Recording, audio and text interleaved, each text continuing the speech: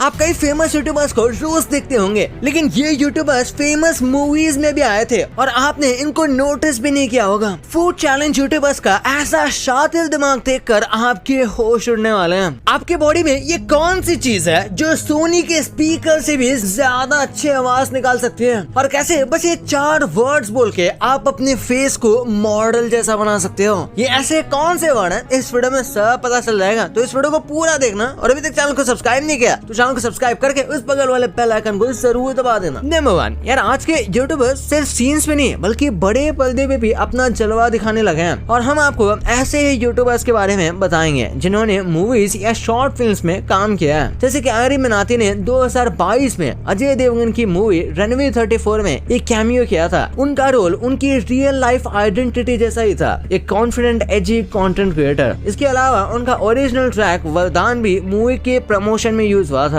फिर आते हैं प्राजक्ता कोहली यानी मोस्टली सेन। इन्होंने नेटफ्लिक्स में सीरीज मिसमैच में काम किया है, वो भी लीड, और बाद में बॉलीवुड में एंट्री की जुग जुग जियो मूवी के साथ। इस फिल्म में वैसे तो उनका स्मॉल रोल था पर अच्छा रोल था। फिर सौरभ जोशी, उन्होंने किसी भी मूवी में तो नहीं पर बहुत सारे म्यूजिक वीडियोस में काम किया है, यहाँ तक कि खुद भी बनाया है। लास्टली भुवन बाम, जिन्होंने खुद शो बना दिया ताजा खबर, वो भी बड़े OTT प्लेटफॉर्म पे, वो है हॉटस्टार। नंबर 2, सोशल मीडिया पर फूड चैलेंजेस का क्रेज लोगों को एक्चुअली में क्रेजी कर देगा। इसके कई सारे हेल्थ रिस्क हैं और इवन रियल लाइफ इंसिडेंट है जो इसके डार्क साइड को बताता है। आपको उल्लास कमाते के बारे में पता होगा, जो चिकन लेग पीस के नाम से वायरल हुए थे, पर ये जिस तरीके से ओवर ईटिंग करते हैं और खाना खाते हैं और प्रमोट करते हैं वो बिल्कुल सही नहीं है, और कई लोगों को इनका स्टाइल काफी अनहाइजीनिक लगता है। फिर बात करते हैं मकबैंग कल्चर की। ये ट्रेंड दुनिया भर में पॉपुलर हो चुका है, लेकिन इसके पीछे हेल्थ रिस्क भी है। एक्सेसिव ईटिंग से ओबेसिटी, हार्ट डिजीज और डायबिटीज जैसे प्रॉब्लम हो सकते हैं। कुछ केसेस में मकबैंग आर्टिस्ट की डेथ भी रिपोर्ट हुई है ड्यू टू ओवर ईटिंग। फिर स्पाइसी फूड चैलेंजेस भी आजकल काफी ट्रेंड में है। ऐसे चैलेंजेस से गैस्ट्रोइंटेस्टाइनल प्रॉब्लम्स, अल्सर्स और इवन इसोफेगस रप्चर हो सकता है, और एक आदमी का हुआ भी था ऐसे ही ट्रेंड की वजह से, जिसके बाद उसे तुरंत हॉस्पिटल में एडमिट किया गया। इवन 2017 में एक कॉलेज स्टूडेंट के पैनकेक ईटिंग चैलेंज के दौरान डेथ हो गई थी ड्यू टू चोकिंग। ऐसे चैलेंजेस काफी डेंजरस हो सकते हैं और बहुत ज्यादा अनहेल्दी तो ये है ही। नहीं बताइए, ये टूथब्रश की फोटो देखो, इसके ऊपर ये जो टूथपेस्ट निकला हुआ है इसे आप क्या बुलाते हो? शायद आप इसे नॉर्मली टूथपेस्ट ही कहते होंगे, जैसे हर कोई कहता है, पर इस चीज का एक स्पेसिफिकली वर्ड है डिक्शनरी में, और वो है नर्डल, जिसका मतलब होता है टूथपेस्ट का ऊपर निकाला हुआ ये छोटा सा पार्ट। नंबर 4, आपने अक्सर देखा होगा कि जिन लोगों को दिमाग में चोट लगती है वो अक्सर ऐसे ही खुद की बातों पर हंसते रहते हैं या फिर कुछ भी अनाप शनाप बोलते रहते हैं। इसे जोक एडिक्शन कहते हैं। जिन लोगों को सर पर चोट लगती है उन्हें कई बार ऐसा हो जाता है कि वो हर चीज में जोक क्रैक करने की कोशिश करते हैं, और कई बार वो जोक लोगों के सामने नहीं तो मन ही मन में क्रैक करके हंसने लगते हैं, और फिर हमें लगता है कि ये आदमी पागल है क्या। ऐसा क्यों होता है? इसका कोई एग्जैक्ट रीजन तो नहीं है, पर ये होता है। साइंटिस्ट मानते हैं कि शायद कोपिंग मैकेनिज्म है। नंबर 5, पूरे दिन में 24 घंटे होता है और हफ्ते में 7 दिन। ये तो हम सब जानते हैं, पर 400 मिलियन साल पहले ऐसा नहीं था। उस टाइम पर अर्थ की पेस काफी अलग थी, जिस वजह से उस वक्त टाइम भी काफी कम था और दिन में बस 22 घंटे हुआ करते थे, और इस वजह से पूरे साल में 400 दिन होते थे। और सिमिलरली अगर देखा जाए तो एक हफ्ते में कुछ 8 दिन होंगे।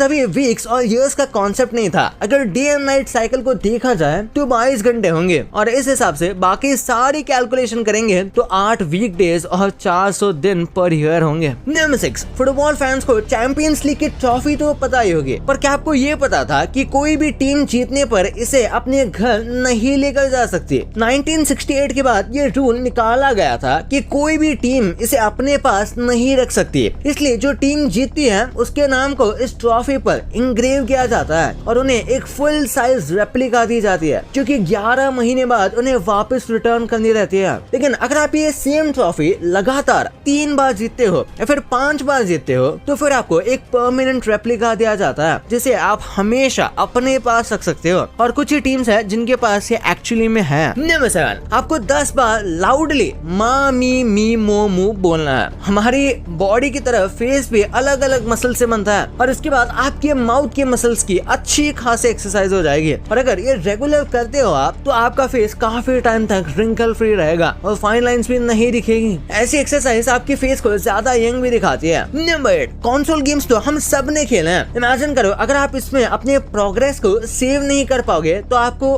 कैसा लगेगा? 1986 से पहले ऐसा ऐसा ही होता था। तभी प्रोग्रेस सेव करने वाला सिस्टम अवेलेबल ही नहीं था। इसी वजह से तभी ज्यादातर लोग वन शॉट गेम खेलते थे। और फिर उस टाइम पर एक गेम को कंप्लीट करना बहुत ही बड़ा अचीवमेंट होता था, क्योंकि आप वो सेव नहीं कर सकते, आपको कॉन्स्टेंटली खेलना पड़ेगा जीतने के लिए। लेकिन द लेजेंड ऑफ जेल्डा पहली ऐसी गेम थी जो 1986 में आई थी और उसने अपने प्रोग्रेस को सेव करने का ऑप्शन दिया और तब से ही ये सिस्टम बन गया। नंबर 9, सोचो आप बहुत सारा क्राउड में बैठे हुए हो और म्यूजिक की आवाज आप ही सुन सकते हो। ये भी पॉसिबल है। साइंटिस्ट अब साउंड को कर्व करने की कोशिश कर रहे हैं, यानी कि साउंड जैसे वेव में ट्रैवल होता है वो उसके एंगल को चेंज करने की कोशिश कर रहे हैं कि किसी एक पर्सन को टारगेट किया जा सके और साउंड बस उसको ही रीच करे। यानी कि पूरे के पूरे क्राउड में साउंड को कुछ इस तरीके से कर्व किया जाएगा कि वो बस आप तक पहुंचेगा, यानी कि टारगेट करके लोगों को साउंड सुनाया जा सकता है। नंबर 10, अगर आप एक खड़े इंसान की हाइट नापोगे और उसी सेम इंसान को लेटा कर उसकी हाइट नापोगे तो जब वो स्लीपिंग पोजीशन में रहेगा तो उसकी हाइट थोड़ी ज्यादा लंबी आती है और इसका रीजन है स्पाइन कंप्रेशन और ग्रेविटी। जब इंसान खड़ा होता है तो उसकी बॉडी पर ज्यादा ग्रेविटी एक्ट करती है और स्पाइन भी थोड़ा कंप्रेस होता है, जिस वजह से उनकी हाइट थोड़ी छोटी हो जाती है। लेकिन जब उन्हें स्लीपिंग पोजीशन पर मेजर किया जाता है तो ग्रेविटी उन पर अलग तरीके से एक्ट करती है और उनकी स्पाइन भी थोड़ी सी कम कंप्रेस होती है, जिस वजह से वो लंबे लगते हैं। नंबर 11, ये वीडियो देखकर बहुत लोगों को लगा था कि ये आर्टिफिशियल है, क्योंकि सैंड पानी की तरह कैसे ही बिहेव कर सकती है, पर ये बिल्कुल सच है। कई बार हेल स्टॉर्म के बाद ये नेचुरल फिनोमेना होता है जिसमें किसी वजह से तो सैंड बिल्कुल ऐसे पानी की तरह बिहेव करने लग जाती है और आगे तक खिसकने लगती है। ये भले ही दिखने में थोड़ा बहुत लिक्विड जैसा लगता है पर ये एकदम ही ड्राई होता है। आपको जो ये जमीन पर येलो बॉल्स दिख रहे हैं ये ऐसे ही फिनोमेना को स्टडी करने के लिए यूज होता है। नंबर 12, कई लोग मानते हैं कि अगर आप एक ईयरफोन को अपने नॉस्ट्रल में डालते हो और फिर अपना मुंह खोलते हो तो वो ऐसे स्पीकर की तरह काम करेगा, लेकिन ये बहुत ही बड़ा मिसकॉन्सेप्शन है जो कि बिल्कुल रियल नहीं है। ऐसा करने से आपका मुंह स्पीकर की तरह काम नहीं करने वाला, उल्टा आपके ईयरफोन्स गंदे हो जाएंगे और आपको ऐसा बिल्कुल करना नहीं चाहिए। आपको एलर्जी हो तो स्नीजिंग की प्रॉब्लम भी हो सकती है ये करने के बाद, इसलिए आपको ऐसा बिल्कुल नहीं करना चाहिए। नंबर 13, मच्चू पिच्चू पेरू की सबसे पॉपुलर सिटी है और इसके बारे में काफी क्रेजी फन फैक्ट ये है कि ये पूरे तरीके से अर्थक्वेक प्रूफ है। इस सिटी को कई साल पहले बनाया गया था, उसके बाद भी यहाँ पर अर्थक्वेक आने पर कुछ नहीं होता,